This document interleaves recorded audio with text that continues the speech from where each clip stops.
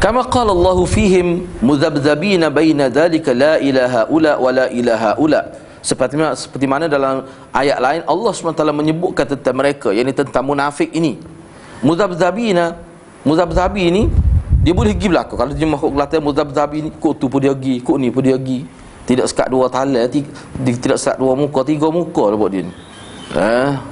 Bukan talal dua muka, talal tiga muka. Mudhabdhabina, mudhabdhabi ni menyebelahi puak ni, pergi berpihak kepada puak tu, pergi berpihak kepada baina zalika la ilaha ula, bukan dia ni, bukan kelompok ni, tak tahu. Jadi tak boleh nak pegang lah.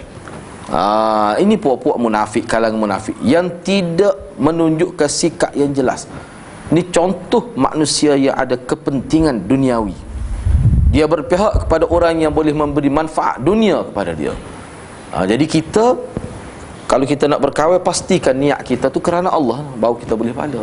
Dan sebenarnya kalau kita belajar molek, berkawan inilah antara yang boleh menyumbang pahala besar kepada kita. Dan banyak.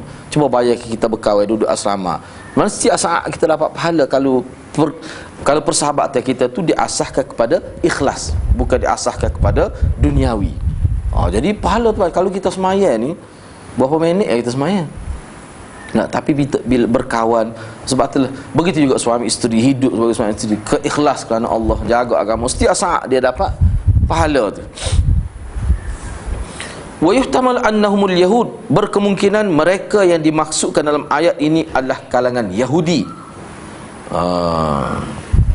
Di mana orang Yahudi berkata, ay yaqulu lil mu'minin, di mana Allah berfirman dengan menunjukkan kepada orang-orang yang beriman. Firman itu ditujukan kepada orang-orang yang beriman. Laisal yahudu minkum wala minal munafiqin. Yahudi itu bukan dari kalangan kamu dan bukan juga dari kalangan orang-orang munafik. Kenapa kamu berkiblatkan kepada Yahudi? Seolah-olah begitu.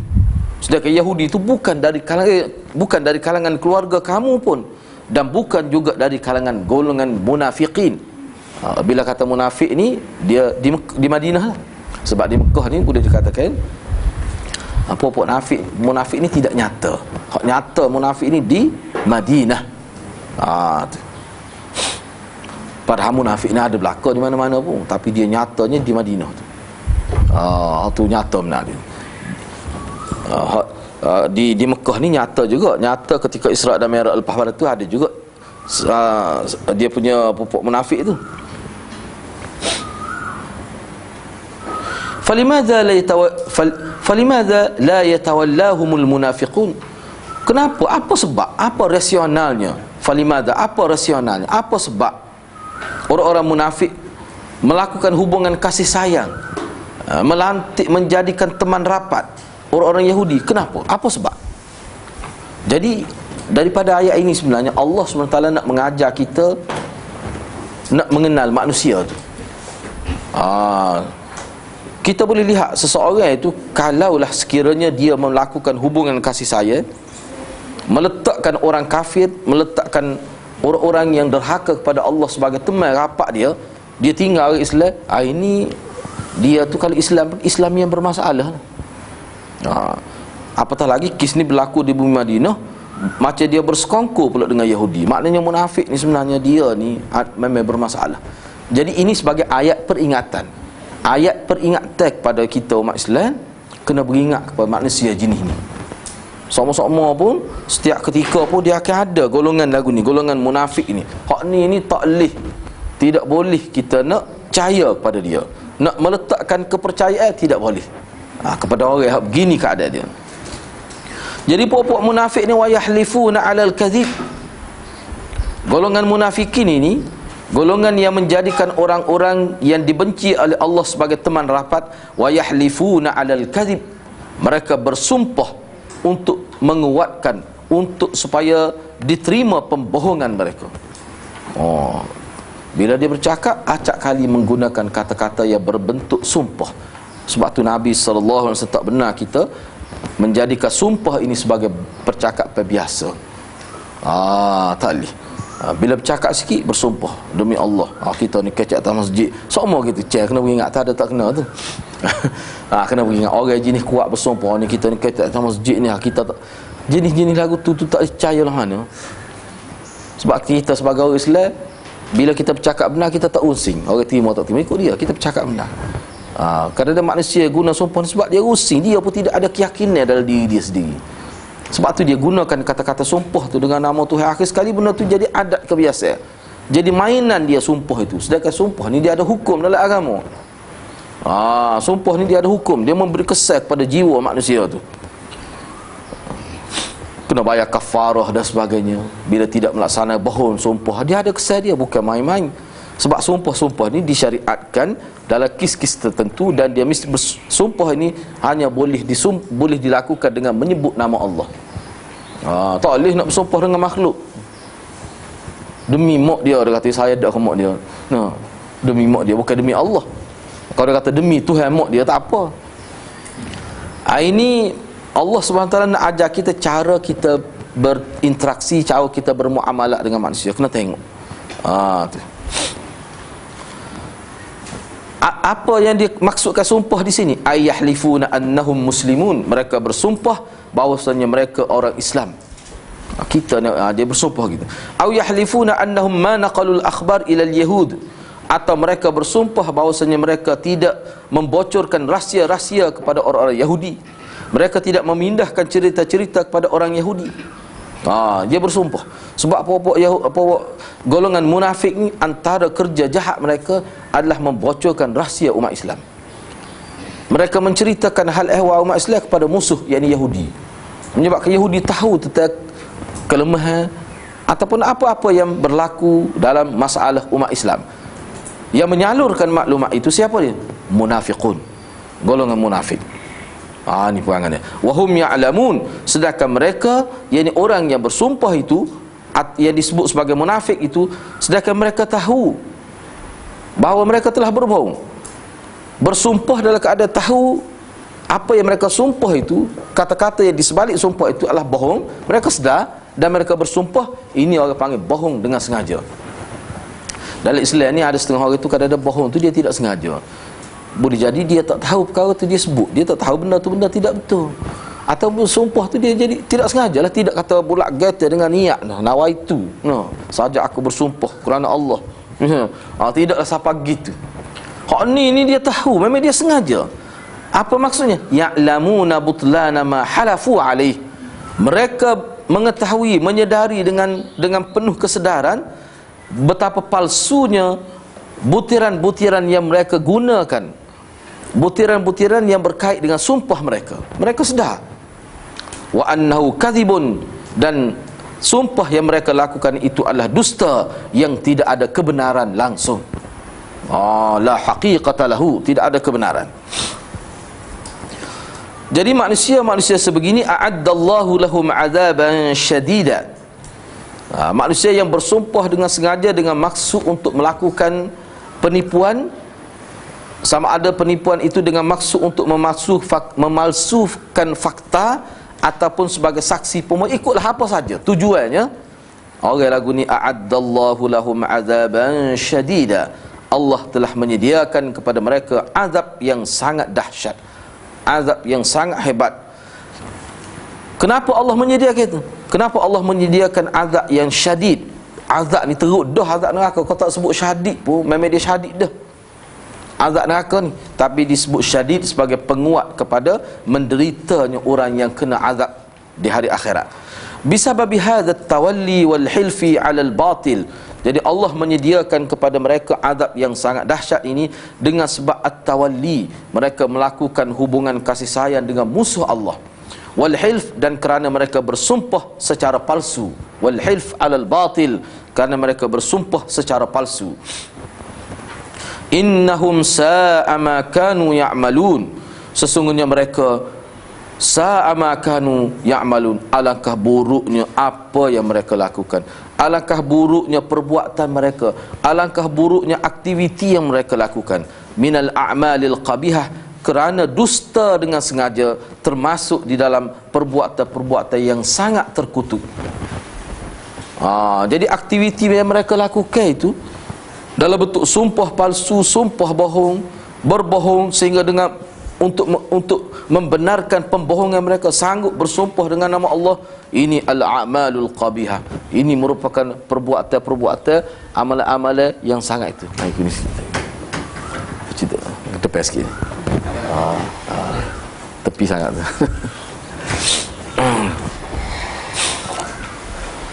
Itu ayat yang ke-15.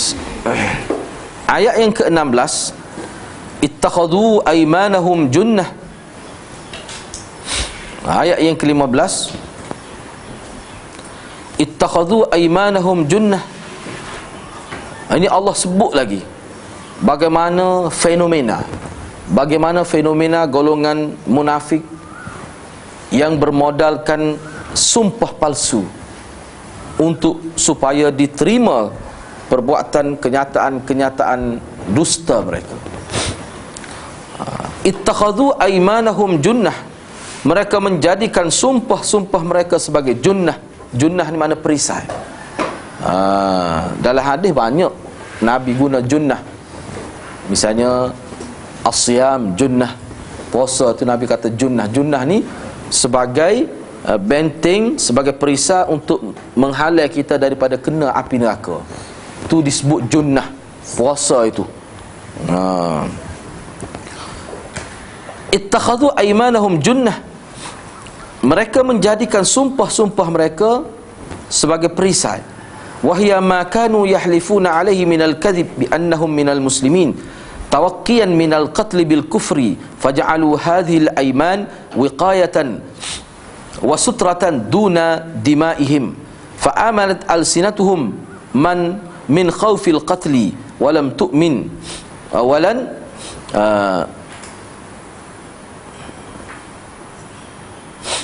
walam tu'min qulubuhum.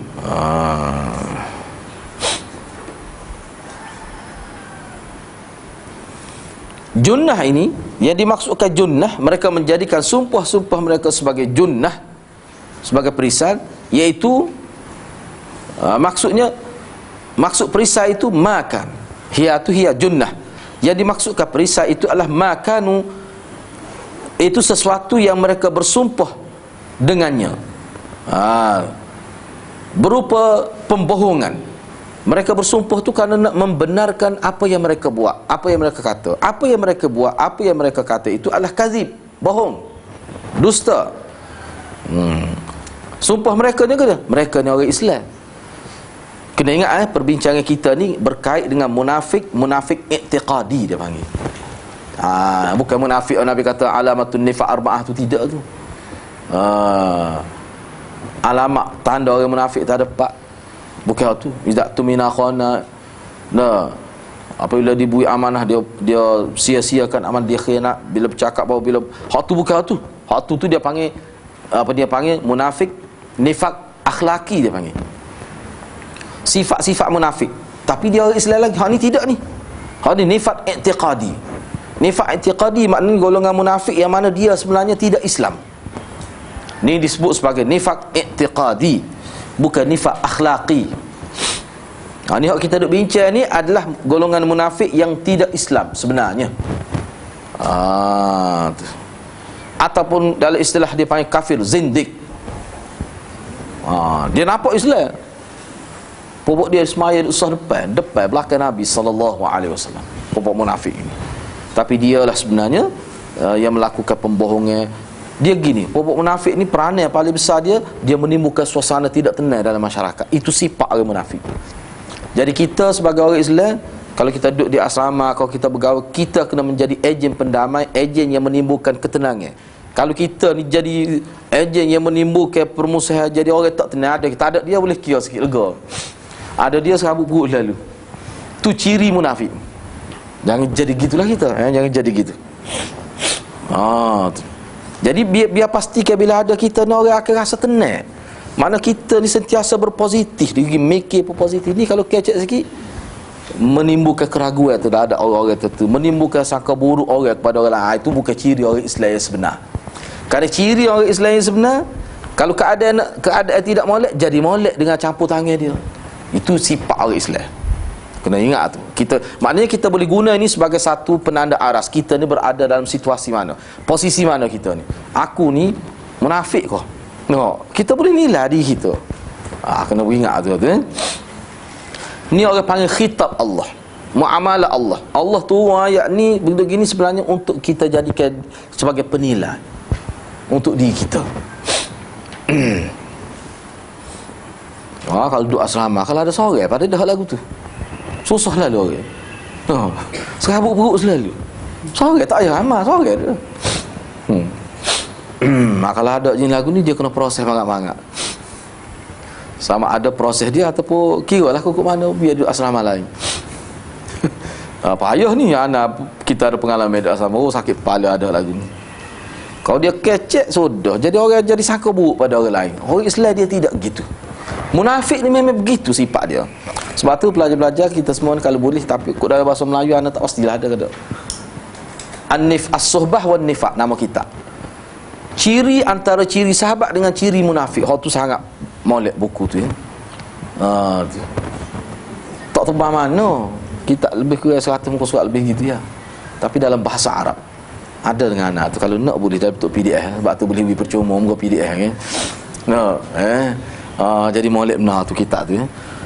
As-suhbah wan nifaq.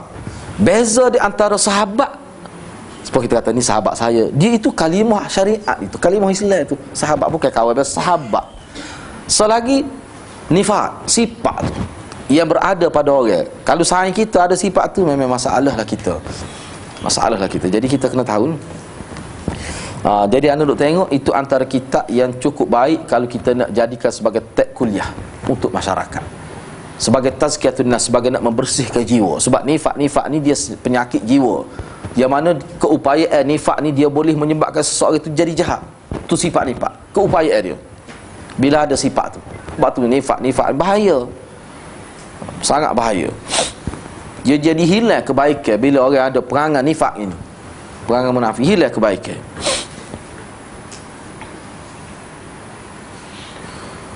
Wa tawaqqiyan minal qatli, sebenarnya golongan munafik ini antara tujuan dia, selain daripada tujuan lain, sebenarnya dia nak jaga diri dia supaya tidak dibunuh dengan sebab kufur dia tu. Tu. Supaya dia tidak diperangi, supaya dia tidak dimusuhi dengan sebab kafir. Sebab tu dia bermuka-muka menunjukkan pada pandangan zahir dia ni sebagai mukmin, sebagai muslim yang sebenar, padahal dia tu munafik. Ni bagai cari makan lah, jenis manusia cari makan. Jenis manusia cari makan, dia nak benda. Jadi hidup dia ni penuh dengan hipokrit, dengan kepura-puraan. Tu. Ni pokok takiyah ni. Dia takiyah. Mereka menjadikan sumpah ini, faja'alu hadhil aiman, mereka menjadikan sumpah-sumpah mereka ini sebagai wiqayah, sebagai perisai, sebagai yang menjaga, dan sebagai sutrah, sebagai langsir, sebagai dia kata ni sutrah ni, hijab dinding, sebagai hijab untuk jaga darah-darah mereka.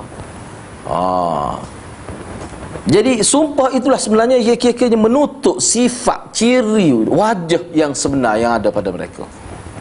Tu. Maka lidah-lidah mereka beriman kerana takut diperangi, takut dibunuh, dan hati mereka tidak beriman. Walam tu'min qulubun, tapi alsinah mereka tu'min, lidah beriman, hati tidak beriman. Ini pokok munafik.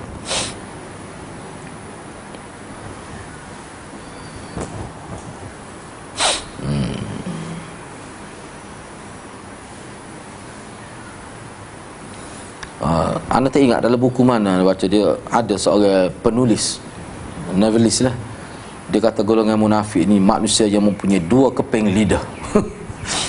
Sedap juga bahasa dia. Golongan munafik, golongan yang mempunyai 2 keping lidah. Kita ni sekeping lidah, lidah. Tu bahasa dia. Sebab dia bila dia bercakap tu, kita tak tahu mana lidah mana dia guna. Lidah hak benar ke lidah hak tidak benar. Ni bahayanya. Tak ingat dalam buku mana, saya buku Indonesia faham benar dia guna istilah ni. Indonesia. Kadang-kadang bahasa dia tu molek gitu. Dia kata orang lelaki ni baru ni mari dia telefon ni kan. Bahasa kita tak guna kan. Dia kata orang lelaki yang tidak pergi sembahyang Jumaat di masjid, dia sembahyang di rumah, ini orang panggil lelaki yang salihah. Suami yang salihah. Kau suka sembahyang di rumah tak pergi sembahyang masjid. Baik juga tapi salihah. Lelaki yang salihah. Tajam dia punya bahasa dia tu tajam boleh bukan kata tak dah maya tu. Tapi sifat tu tidak soleh, salihah. Pergi sembahyang Jumaat saja di masjid. Tu pun kalau sembahyang Jumaat boleh di rumah, lewat rumah tu. Tapi tak boleh Jumaat ni kena buat masjid. Tu yang gila. Fasaddu an sabilillah ay mana'un nas 'anil Islam bisababi ma yasduru anhum min at-tathbit wa tahwin amri al-muslimin wa tad'if shawkatihim. Maka dengan sikap nifak mereka, dengan sifat jahat mereka itu, mereka telah menghalang orang ramai dari jalan Allah. Maksudnya mana'un nas, mereka telah menghalang manusia daripada menerima Islam, daripada beramal dengan Islam, dengan sebab apa yang lahir daripada mereka berupa tathbit. Tathbit ni talai dua muka lah. Sifat hipokrit tu. Dengan sifat hipokrit mereka. Dan mereka meremehkan hal orang Islam, menghina keberadaan orang-orang Islam, dan mereka tad'if, melemahkan kekuatan orang Islam. Itu maksud dia. Golongan munafik ni sebenarnya dia nak melemahkan Islam dari dalam, bukan melalui dengan cara peperangan, tapi dengan cara pergaulan. Seperti golongan Syiah misalnya. Mengikut kajian ulama, Syiah ni sebenarnya, lahirnya Syiah ni dengan sebab mereka tidak mampu nak lawan Islam dengan kekuatan senjata. Itu asal dia. Khususnya di zaman Sayyidina Uthman ibn Affan. Selepas tu, misalnya zaman Muawiyah, tu Muawiyah kuat. Sebab zaman Muawiyah ni zaman Sayyidina Abu Bakar, Sayyidina Umar, awal pemerintahan Sayyidina Uthman, mana tentera Islam kuat. Zaman Sayyidina Uthman pun tentera Islam kuat. Jangan kita kata Sayyidina Uthman dibunuh kerana tentera Islam tidak kuat. Tidak, tak ada ulama sebut begitu.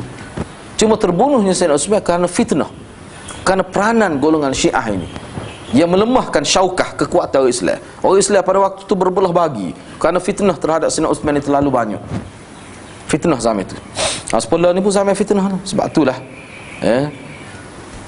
dia sepatutnya WhatsApp ke mana nak nasihat lah. Jangan on 24 jam WhatsApp ni. Kadang-kadang geruk tu 30 geruk. Pada habis masa dengan gitu. Tak nak baca, tak nak itu, tutup. Buka tak peta gitu ya. Jangan dilayar sangat belum lagu tu. Membazir waktu. Ana tengok memang banyak dia punya kesan negatif dia kan. Sebab tu ana kalau tanya kita nak study dah, kita tutup. Kau tidak nyek-nyek perkara bunyi no. Susah kita. Mengganggu.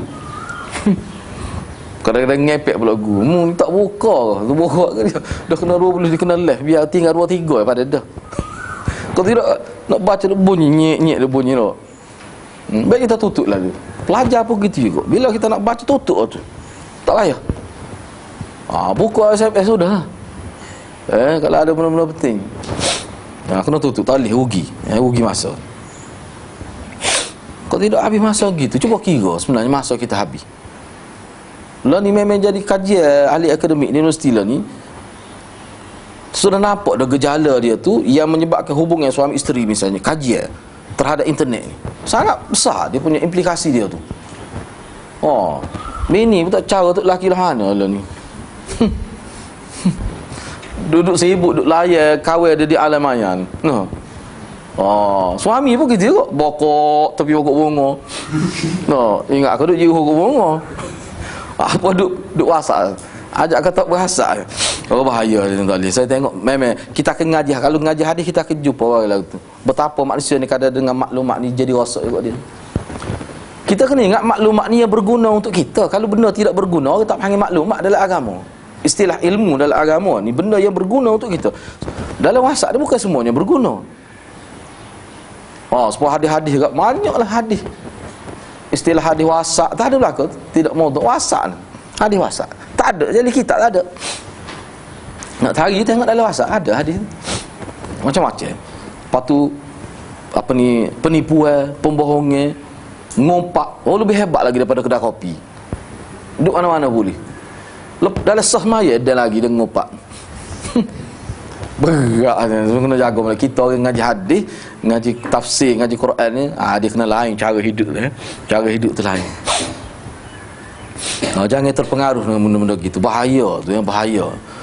Dan apa tak tahulah 2-3 tahun lagi lagu mana. Jadi anak-anak kita peringkat remaja ni, dia hidup dengan tu. Sehingga ada kajian dia buat, ramai dia kena pelajar, dia tidak, macam dia tak boleh berpisah daripada dengan telefon dia tu. So dah tak nak tidur, tak boleh, tak ada tu. Kena potong internet sudah, dia jadi tak boleh berselaru. Berat berat sampai tahap tu. Nak buat lagu mana tu, berat tu dia punya cobaan tu. Cobaan zaman ini. Betul lah Nabi sebut dalam hadis, fitnah. Zaman fitnah ini. Tu. Kena beringat. Jadi kalau kita fitnah sehebat mana yang melanda, kalau kita pegang dengan Quran dan hadis, insya-Allah kita akan ada junnah, perisai yang akan menyekat kita daripada kena bahana fitnah itu. Kena beringatlah. Falahum adzabun muhin.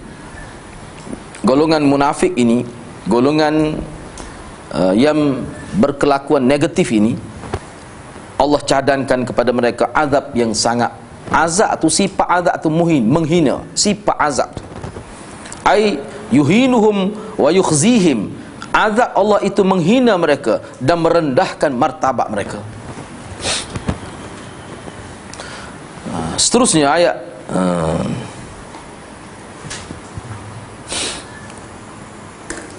ayat ke-17 ni. Tapi sini dia tak, itu ayat ke-17 tu ittakhadhu aymanu fasaddu an sabilillah. 16, lan tughni anhum amwaluhum wala auladuhum. lan tughni anhum amwaluhum wala auladuhum minallahi syai'a ulaika ashabun nar hum fiha khalidun.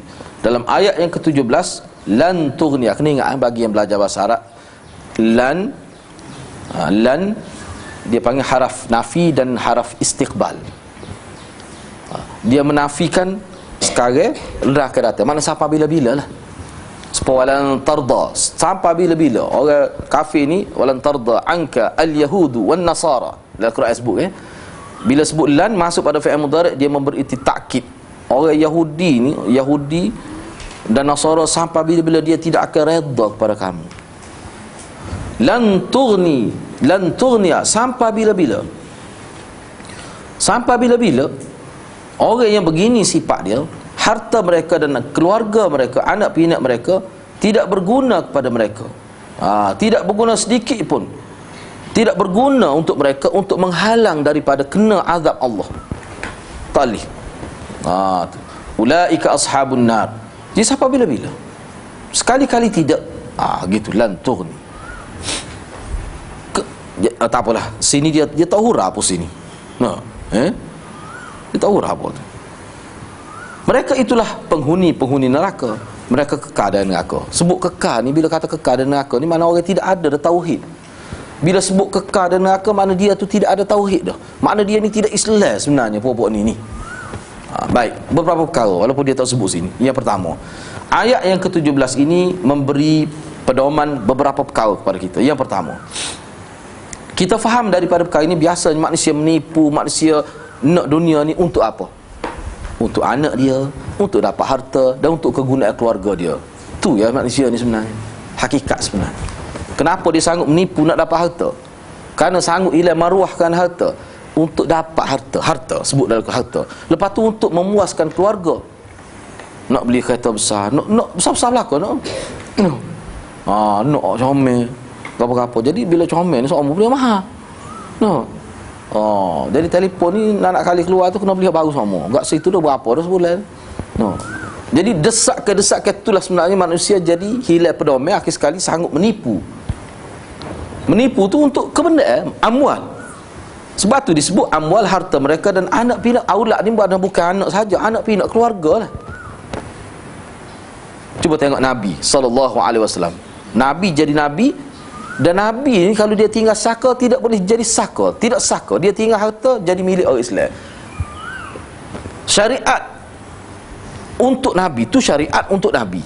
Kenapa kita kata apa falsafah, hikmah di sebalik syariat untuk Nabi secara khusus, bukan untuk kita? Iaitu Nabi ni kalau dia tinggal harta, harta tu tidak jadi pesaka, tapi jadi harta milik orang Islam. Yang mana Sayyidina Abu Bakar seruh semua harta Nabi untuk masuk dalam Baitul Mal, kemudian dimanfaatkan oleh umat Islam. Tak bui walaupun 1 sen pada keluarga dia. Apa maksud situ? Nak mengajar kepada umat bahawa pemimpin ini dia tidak boleh ambil harta rakyat melebihi daripada keperluan yang diizinkan oleh syarak. Jadi kalau dah tak boleh gitu, tak ada kepentingan. Sebab tu Nabi tak ada kepentingan langsung. Sebab apa? Buat apa dia cari harta kalau dia mati pun tak boleh pada keluarga dia. Tu. Jadi tutup awal-awal lagi saluran untuk jadi rosak tu. Sebab pemimpin ni dia rosak kerana harta. Sama-sama pun. Apa tu? Sebab isteri, barak ni. Sebab isteri, sebab keluarga anak dia, sebab anak-anak dia. Tu sebenarnya. Tak ingat nak tutup. Tarik. Halo. Waalaikumsalam. Ya. Ya. Gini boleh telefon sebentar lagi kau? Setengah jam lagi. Saya dah kelah ni. Minta maaf kan? Okey.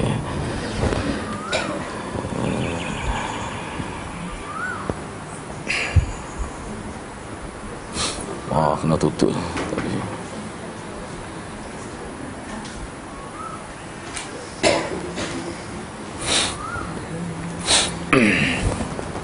Jadi tujuan yang Allah SWT sebut dalam ayat yang ke-17 ini, cuba kita perhati ayat 16 tu dah.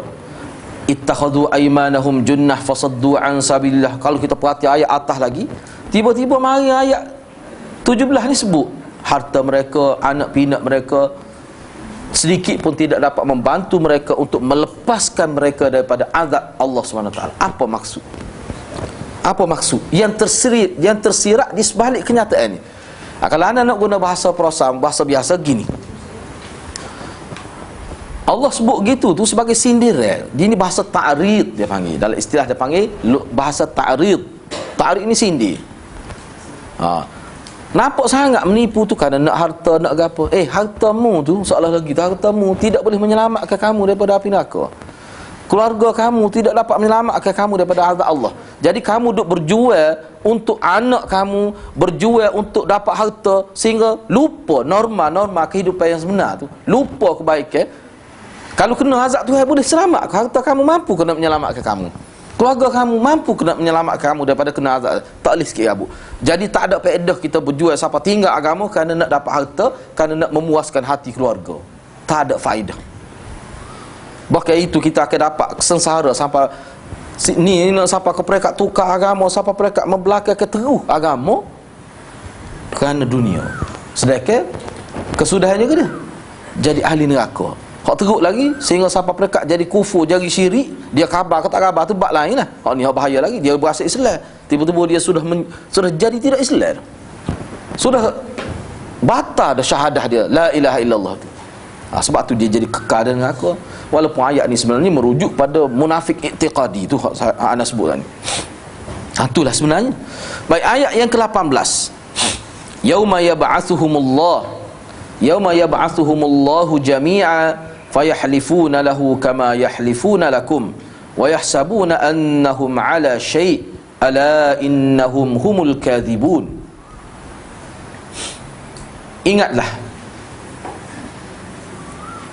Ingatlah kepada hari di mana mereka semua dibangkitkan oleh Allah, fayahlifuna lahu, lalu mereka bersumpah kepada Allah bahawa mereka bukan musyrikin, bahawa mereka bukanlah orang yang mensyirikkan Allah, mereka bukan penderhaka kepada Allah. Dia bersumpah depan Tuhan. Dia bersumpah depan Tuhan. Dia nak buat modus operandi, dia nak buat supaya atas dunia dulu. Dia pernah tipu dah manusia atas dunia dulu. Dia pun bersumpah. Jadi nak buat gitu juga kau Tuhan. Wah aku bodohnya bobok ni. Dia ingat Tuhan tertipu dengan sumpah dia. Moga atas dunia dia berjaya dah. Tu. Wa yahsabuna annahum ala syai'. Dan mereka menyangka bahawa mereka akan memperoleh satu manfaat. Ala innahum humul kadhibun. Ketahuilah bahawa sesungguhnya mereka lah orang-orang pendusta, humul kadhibun. Jadi ayat ni memang tajam lah. Kenyataan Allah ni sangat tajam dari segi bahasanya. Allah sebut pokok munafik ni, kalau anda nak guna bahasa mudah gini, pokok munafik ni sifat munafik dia tu tak mati dengan matinya dia tu. Sehingga bangkit di akhirat pun nak teraguna lagi, jadi kada. Teruk tak teruk pokok munafik ni. Memang dahsyat pun. Sebab tu dalam Islam ini sifat yang sangat hina, sifat munafik ini. Dia jadi hilang pertimbangan. Cuba tengok pada hari kiamat. Ayat yang ke-18 ni. Pada hari kiamat, iaitu hari Allah bangkitkan mereka. Kena ingat malik yauma. Ingatlah pada hari Allah bangkitkan mereka semuanya. Maka mereka beralasanlah gini-gini, kami ni orang Islam yang sebenar ni bersumpah sebut nama Tuhan demi Tuhan yang menguasai alam semua, macam-macam. Itu maksud sumpah dia. Sebab dia pernah buat dah atas dunia tu, dia berjaya. Dia nak buat pula. Hak ni dia nak tipu Tuhan pula. Kalau atas dunia dia tipu manusia. Seperti mana dia pernah bersumpah palsu kepada kamu, kama yahlifuna lakum, seperti mana mereka bersumpah palsu pada kamu. Dan mereka wayahsabuna, kalau kita terjemah huruf Kelantan sedap ni, mereka diingat ke? Mereka diingat ke? Mereka buat gitu jadi pula trik ni. Bila ni hari akhirat? Ala ketahuilah sesungguhnya mereka itulah al-kadhibun, pendusta. Dia siapa ke hari akhirat nak pelawak, nak penipu ni, berat sungguh ni. Cuba tengok dalam hatilah mana ada kitab ni.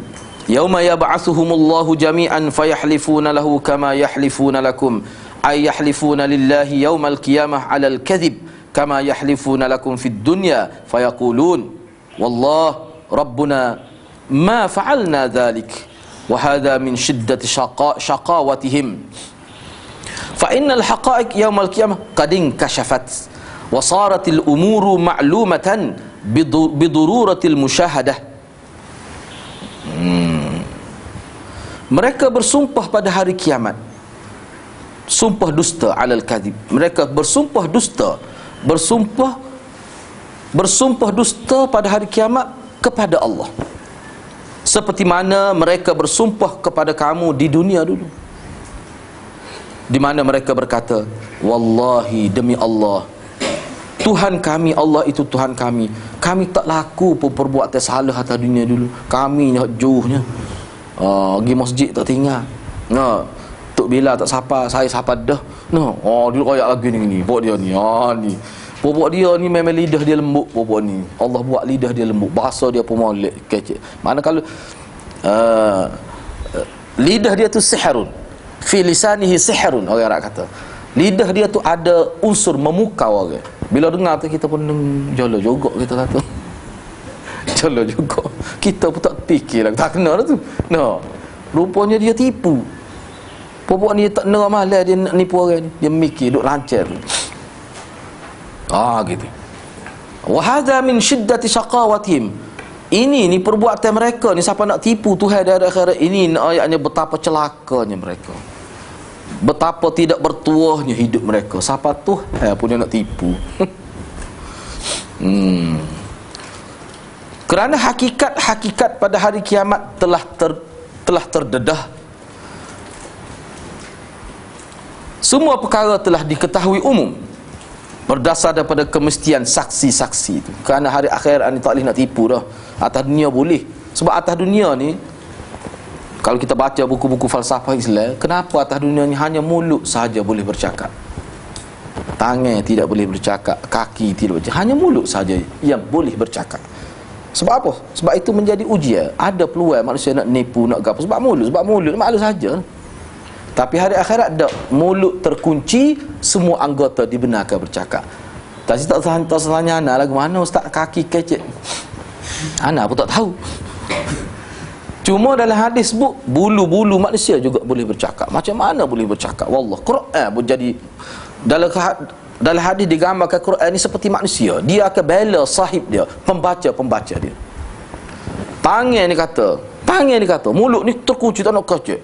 Gelembung ni nak kecek tapi tak boleh. Tangan kata, ambil lah curi mikrofon dulu kat masjid. Nak atas dah hari ni dah. Ambil lah curi piti ustaz tu misalnya. Ambil lah buai angin kereta ustaz tu. Ambil lah ambil. Tangan royak. Jadi tangan ni dia tidak pelawak. Padahal dia kena masuk nerakanya, tapi dia tak pelawak. Mulut gini belum, tapi tak tahu nak kecil. Pada hari itu yang menjadi saksi adalah anggota manusia tu. Pada hari itu. Itu mana hari itu orang panggil Durratul Musyahadah. Semua jadi saksi. Pada hari itu terbongkar habis. Tiba-tiba nak pelawak juga kakak popok munafik ni. Bahasa jenis tak erti bahasa. Salah gitu. Ni nak yang syaqawah, hinanya mereka, celakanya mereka ni. Wa yahsabuna annahum ala syai'. Mereka diingatkan mereka akan dapat sesuatu yang bermanfaat dengan mereka nak tipu Allah tu. Ai yahsabuna fil akhirah annahum bitilkal aiman al-kadhibah ala syai'in mimma yajlibu naf'an aw yadfa'u dararan kama kanu yahsabuna dhalika fid dunya. Mereka menyangka di hari akhirat mereka dengan sumpah palsu mereka itu, mereka akan dapat sesuatu berupa perkara yajlibu naf'an ni untuk pelajar secara khusus mimma yajlibu, sesuatu tu maksudnya sesuatu yang boleh menarik manfaat kepada mereka. Dia ingat ada peluang. Jadi dia ingat Tuhan ni tak tahu. Dia ingat bila dia kata Tuhan kata gitu tak apalah kalau gitu kan. Dia ingat ke Tuhan je ni enggak seperti dia. Dia ingat gitu. Seperti mana mereka menyangka mereka berjaya masa mereka buat atas dunia gitu, jaya. Dia ingat kena berjaya juga di hari akhirat. Nak menipu di depan Allah SWT. Dengan malaikat duk kelih. Malaikat duk kelih di duduk pelawak. Rakit dengan hati je tulis dengan buku siap tu. Dia boleh lagi nak pelawak. Ni popok munafik ni. Allah bui pula tu peluang kepada dia. Itu ayat 18 ayat 18. Cuba tengok ayat 19 ayat yang ke-19.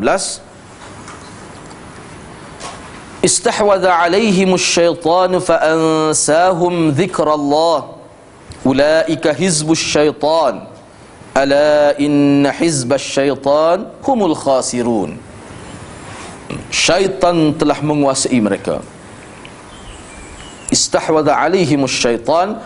Syaitan ni popok munafik ni, popok ni kalau kita bincang ni, watak yang kita bincang ni, syaitan telah menguasai mereka lalu menjadikan mereka lupa mengingati Allah. Fa ansahum dzikrallah, lalu Allah melupakan mereka. Syaitan itulah. Syaitan telah menguasai mereka dan menjadikan mereka lupa daripada mengingati Allah. Bila mereka dikuasai oleh syaitan, maka syaitan berjaya menyebabkan mereka lupa kepada Allah. Jadi syaitan ni sebenarnya matlamat besar dia adalah nak supaya kita tidak ingat kepada Allah. Syaitan ni matlamat asal dia ni nak supaya kita ni tidak ingat kepada Rasulullah sallallahu alaihi wasallam. Tujuan dia. Sebab tu salah satu cara dia je. Kalau kita buat ibadat pun dia ajar juga ibadat tu jadi tidak seperti asal dia dalam syariat. Tidak seperti sunnah Nabi, tidak seperti pada kehendak Quran. Tujuan apa? Sebab bila manusia buat sesuatu yang tidak menepati kehendak agama, walaupun nampak zahir agama, sebenarnya manusia tu bukan berada dalam fenomena zikrullah. Tidak. Ulaika hizbus syaitan. Mereka itulah golongan syaitan. Hizbu ni bukan puak. Hizbu ni dalam bahasa lain ni boleh dimaksud dengan parti, boleh kumpulan, boleh hizbus syaitan. Mereka itulah orang panggil ahli parti syaitan. Tu dia. Tu. Yang tidak berdaftar. Tu. Mereka itulah sebenarnya parti syaitan. Kumpulan syaitan, hizbus syaitan. Ala inna hizbas syaitan humul khasirun. Ketahuilah oleh kamu bahawa kumpulan syaitan itu, mereka itulah ahli-ahlinya, itulah orang-orang yang rugi di hari akhirat. Orang yang berada dalam parti syaitan, dalam kumpulan syaitan, dalam kelompok syaitan, mereka itulah orang-orang yang muflis, orang yang rugi di hari akhirat. Cuba kita tengok Istahwaza alaihim syaitan. Apa makna istahwaza? Ini dari segi bahasa. Dari segi bahasa istahwaza makna ghalaba alaihim wasta'la wastaula wa ahata bihim. Ghalaba alaihim makna menguasai mereka. Wasta'la ni makna menguasai juga, makna sama. Wastaula pun gitu. Wa ahata bihim makna menguasai juga, makna sama. Ini beberapa kalimah, 4 kalimah sini ni muradif, yang sinonim. Kalimah yang seerti. Fa ansahum zikrallah. Lalu syaitan melupakan mereka kepada Allah. Ai fataraku awamirahu wal amala bi ta'atihi. Lalu fataraku awamiri, kesan daripada syaitan melupakan, menyebabkan mereka jadi tidak ingat kepada Tuhan. Kesannya kata fataraku, lalu manusia yang telah dipedaya oleh syaitan, mereka tinggalkan perintah Allah dan Rasul, itu maksudnya. Dan mereka tinggal, yakni tidak melakukan amal-amal ketaatan. Itu target syaitan. Bila seseorang manusia itu lupa kepada Allah, mereka secara automatik mereka jadi tinggal ajaran agama, sikit demi sikit, sedikit demi sedikit. Mana tahap itu sentiasa akan berlaku perubahan kepada tahap ketaatan manusia kalau dia lupa kepada Allah SWT. Cuba kita tengok, ni yang perlu kita perhati. Manusia nak jadi sesat dan kadang-kadang makan masa 10 tahun baru jadi sesat. Orang-orang yang terlibat dengan ajaran salah sampai mereka jadi dihukumkan kufur, nak boleh sampai tahap tu kadang berpuluh tahun, 11 tahun, 12 tahun, 10 tahun biasa je. Nak boleh sampai tahap kita kata sesat dah dia ni. Sebab tu jangan kita kata ketika itu. Sebelum tu kena kata dah, walaupun tak sesat lagi pun. Orang kita ni dia nanti sesat, pula kata penuh sesat, 100% sesat baru dia nak sibuk. Kalau kita kata tak boleh ni, benda ni bahaya ni, nak benda ni bahaya ni, boleh membawa tak sesat lagi. Iyalah kita kata pun boleh membawa kepada sesat, tak sesat lagi dia tu. Ni pesen orang kita. Dia nak nanti pokok kerah tu terbalik atas rumah dia baru dia terkejut. Nah, ketika kecil nampak. Sepatutnya orang agama ketika tubik tunah kecil dia tahu dah ni tunah kufur ni. Ini pucuk kufur ni, dia kena tahu. Dia kena cabut dengan umi-umi lalu. Patu racun pula. Seming pula ke atas. Nah, dia kena lagu tu dengan benda-benda perkara-perkara yang melibatkan akidah ni. Sebab tu kita kena ngaji. Sebab manusia jadi kafir, sebab manusia jadi rosak, sebab manusia jadi sesat, kena tahu.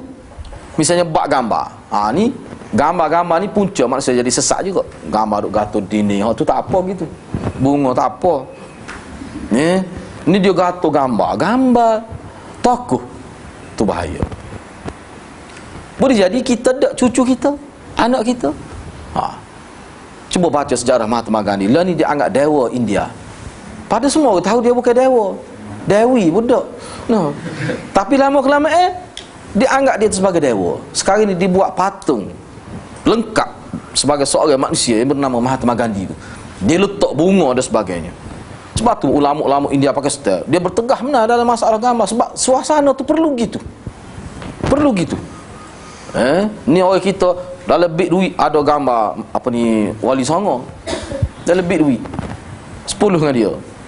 Dia IC dia 10. Tu. Jadi berapa buat azimat? Bahaya tu lagu tu. Pergi kubur, duk puja, duk doa, sebut nama guru. Itu bahaya lagu tu. Kalau kita kata tak sesat lagi, dia boleh bawa ke situ. Jadi kena buat awal-awal lagi benda-benda lagu tu. Sepatutnya. Jadi Nana tak ada pasal lah. Nasyid tak terkalu. Nana tak ada pasal. Jadi kena beringat. Hak duk mari tempat kita ni, jangan kita ingat hak mari tu dengan jubah, dengan subai, dengan janggut sampai celah kekeng janggut tu duk. Kita kena ingat tu. Syaitan dia mari dari rupa lagu tu. Ya saya marah sangat tu, ya kita gerai sangat tu sebab dia mari duk buat benda-benda maksiat. Tepat kata masjid duk sebut nama guru dia dalam doa, duduk selawat dengan untuk guru dia, buat puji Nabi, madad Rasulullah, dia itu kata. Dia tu. Tolonglah wahai Rasulullah. Madad ni kena Allah je. Nabi wafat dah. Kalau Nabi hidup boleh kira minta tolong doa, tak apa tu. Misalnya pelajar mari dah doa atas saya, tak apa tu, tu syariat. Ni kalau ni Nabi mati dah. Orang yang minta tolong dengan Nabi ni kerana dia ada satu akidah sebenarnya, dia anggap Nabi tu hidup.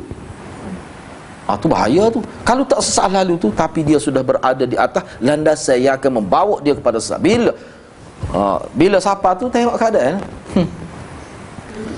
Seorang penyair Arab ada bersyair, innas safinata la tajri 'alal yabasan, kata. Dia kata manusia kapal ni kalau duduk atas air memang dia akan sampai ke destinasi dia. Kecuali dia duduk atas tanah yang kering konten, tak akan sampai. Jadi setengah-setengah perbuatan tu seorang ni kita kata golongan dia duk puja tokoh, sebut nama-nama tokoh dalam doa, selepas sebut nama Nabi, ini sudah berada di atas landasan dia. Bila-bila masa sampai kepada destinasi sesat tu. Makna kita kena tolak awal-awal lagi. Jangan jadi siapa sesak so jadi akidah nak buat taklih tu. Jangan bisa apa situ. Sebab arkelan kata. Puak dia walaupun mati zahir je. Dia tak mati akidah tu. Sebab dia suruh siapa tahap berat tu. Dulu kajian pernah hukum dah. Jakim pernah hukum dah sesak dia antaranya kerana menganggap Abu Ya dia tu jumpa Nabi dalam keadaan yaqazah, dalam keadaan sedar gitu. Lah ni mari pula nyakit ni. Tengok dalam internet. Buat mari pula orang ni semua dia senaran mari. Tokoh-tokoh ulama, dia kata tokoh-tokoh ulama yang ada pengalaman jumpa Nabi dalam keadaan sedar gini. Nabi mari cokoh-cokoh gini. Bermula dengan mimpi, beberapa kali mimpi, lepas tu duduk selawat Nabi, mari pula Nuruddin sebut selawat 100,000 kali dia akan bertemu dengan Nabi dengan cara yaqazah. Tu Nuruddin Al-Banjari tu. Mana ada lagu tu? Patut mari hadis Abu Hurairah dalam kitab Bukhari benar mari. Dia mari hadis lagu tu. Kita akan bincang akan datang akan hadis tu. Bahaya semua lagu tu. Lepas tu nak tahu mana tu Nabi. Lepas tu dia pokok ni dia duk tumpu sangat mimpi besar sangat mimpi yaqazah ni buat apa? Apa sebab? Bukan semata-mata kelebihan. Mari tu Nabi ajarlah sesuatu. Tu kelebihan buat dia. Apa Nabi mari ajar direct kita. Jadi sahabat ke tidak orang ni? Jadi sahabat ke tidak? Tak mungkin. Sahabat Nabi pun tak jumpa dengan Nabi keadaan yaqazah. Padahal dia tu bukan sekadar mimpi hidup dengan Nabi. Lepas Nabi mati, Nabi tak mari pun depan dia. Sahabat tu lebih dah. Setinggi-tinggi wali tidak dapat mengatasi serendah-rendah sahabat mengikut ulama. Tapi sahabat pun tak ada dalam riwayat kata lepas Nabi wafat dia Nabi mari jumpa dia dalam keadaan sedar yaqazah, bukan dalam mimpi. Hak mimpi tu memang hak tu tak ada masalah, ada hadis. Kena beringat. Lepas tu dia mari hadis Nabi ni.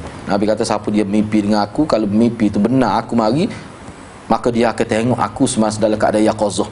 Dia terjemah gitu. Padahal terjemah ulama kata sesiapa yang mimpi jumpa aku dalam mimpi dan aku katakanlah betul aku dalam mimpi tu, kerana syaitan tidak boleh merupai aku, maka seolah-olah supaya dia lihat aku dah. Tu terjemahannya. Dia kata terjemah, maka fasayarani yaqazatan, maka dia akan tengok aku dalam keadaan yaqazah. Sebab tu puak dia nak sangat mimpi ni tak akan buat. Tengah tu mari setengah dak. Sebab tu ya baca selawat gini ada berlaku ni baca selawat makkiyah tu, barakat makkiyah tu.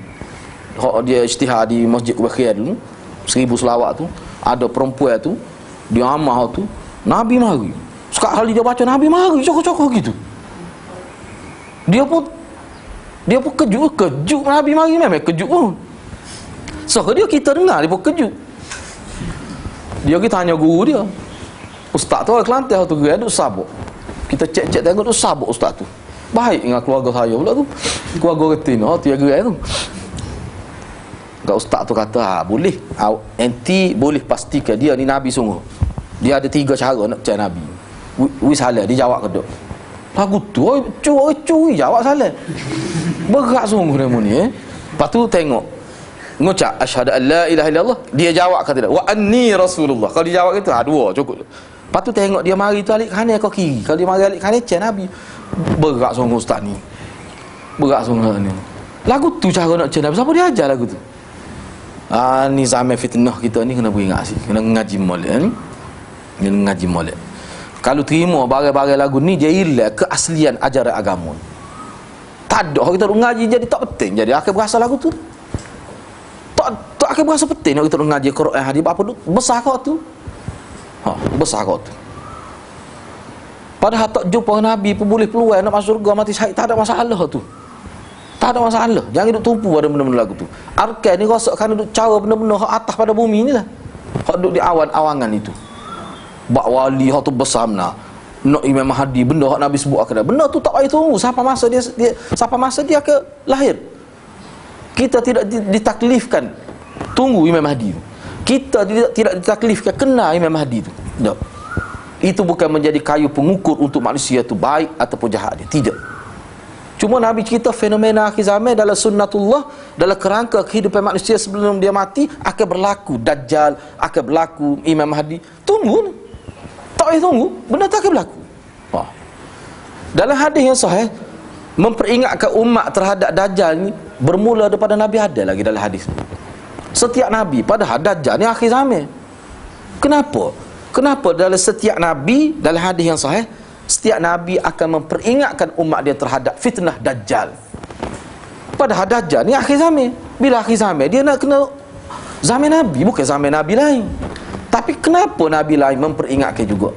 Kerana Dajjal ni dia ada semua Dajjal tu. Hak Dajjal hak kata mata rosak sebelah tu, hak perang dengan Nabi Isa tu, dibunuh Nabi, hak tu Dajjal akhir zaman. Hak dia pusing seluruh dunia. Dia boleh pergi kecuali Mekah dengan Madinah, dia tak boleh nak masuk. Hak tu Dajjal akhir zaman, hak mata dia rosak sebelah, bukan mata seputih duduk tengah. Hak tu Dajjal mereka tu. Dia Dajjal dalam versi agama ni, dia mata dia dua belah. Cuma mata dia sebelah ni alik kanan, kita tak ingat dalam hadis. Dia cabut, dia bukan rosak, dia cabut kornea tu. Dia cabut terus putih mata, jadi sini ni dia jadi tutup dengan kulit ni, memang nampak tempat mata tu. Tapi putih mata tu tak ada. Sebab tu dalam kitab sebut tak comel Dajjal ni. Tapi kenapa orang terpengaruh dengan dia? Sebab dia cakap sedap. Mata buta pun dah kerja sedap. No. Nampak mana? Enggak hot ni Dajjal ni mata molek. Tidak buta, pakai serban. Tu tak tahan tu. Pakai jubah rabat tumit. Astagfirullah meluyuk gitu mata jalan. Kita pun tengok lebah lalu. Memang orang kita ni janggut apa orang ada. Nak lawih tu tak boleh. Tak boleh lawih bab janggut orang dia. Cuba ngaji molek Abu Jahal, tahu mana comel janggut Abu Jahal ni. Kalau kita baca dalam sirah jadi tu janggut Abu Jahal ni sini ni dia lebak. Warna ni sanguh ni. Ni sanguh tahu ni sanguh. Ni sanguh ni kalau ayah jatah orang buat belaga dia nak warna ni sanguh sebab dia warna backing. Sisi balik warna ni sanguh, balung tinggi. Dada tegak tu pak ciri tu ayah baik. Ayah bakal baik. Bukan ayah bakal pak leh bulan belanga, meleh bulan belanga. Dak ni dia ayah bakal baik. Tak nak pergi tempat orang pelaga ayah pergi tengok lagu mana tu. Dia kata ni ayah baik ni ayah. Ayah ni mahal sat ni. Alik siap pukul 3,000 go dia. Telur dia tu berapa ratus ribu putih. Telur gajah tak bersatu. Makanya teruk manusia ni. Kena beringat. Lama ni rusing nana Puak dia pergi Masjid Muhammadi tu mengikut AJK masjid dia cerita, bila dia nak turun tu orang-orang